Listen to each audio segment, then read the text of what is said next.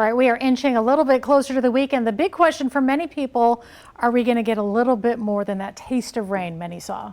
This is the hope. I've been watching computer models and they had been trending down, down, down. And this evening, they're now starting to bump back up a little bit. Okay. So there's hope. Those of you, by the way, with solar panels, you will get plenty of energy come this weekend under sunny skies. We've got a Friday cold front on the way. I'm going to call it a cold front in quotes because of the fact that it's a Pacific front and we are not looking at significantly cooler air at all in any way, shape, or form. Right now, 61, it's kind of mild out there. 67 was our high temperature today. We've only had 2 days so far this month below average for high temperatures. Currently outside in Llano, it's 61, 60 in Dripping Springs, 62 degrees in Bastrop. Overnight lows only fall into the mid-50s, if that.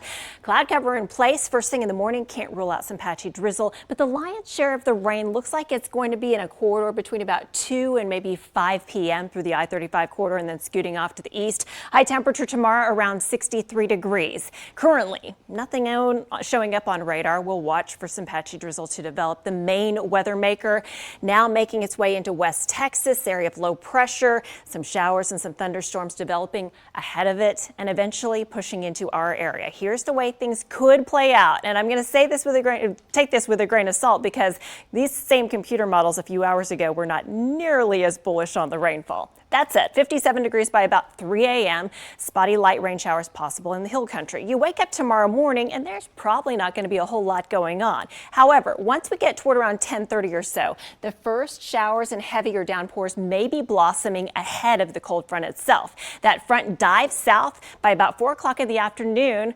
We need the rain. This would actually be great. We're not talking severe weather. It's not going to be heavy enough to cause flooding. Wouldn't it be nice if we get a nice drenching downpour that is in and out so that by Friday evening, it's all gone, but we've been able to reap the benefits of it. Then as we head towards Saturday, starting out around 47 degrees, and then we'll rebound back into the 60s for high temperatures. So earlier, if you were watching, this same computer model was giving us much lower totals. Now it's suggesting maybe about 0.8 of an inch possible through the I-35 corridor, less to the west in the hill country, and maybe a few rogue locations south and east that might be able to see up to an inch or so. A different computer model is not quite as interested in bringing us the bountiful rainfall, but even if we only get 1/4 to 1/3 of an inch, that's still more than we've seen in the last 48 hours combined.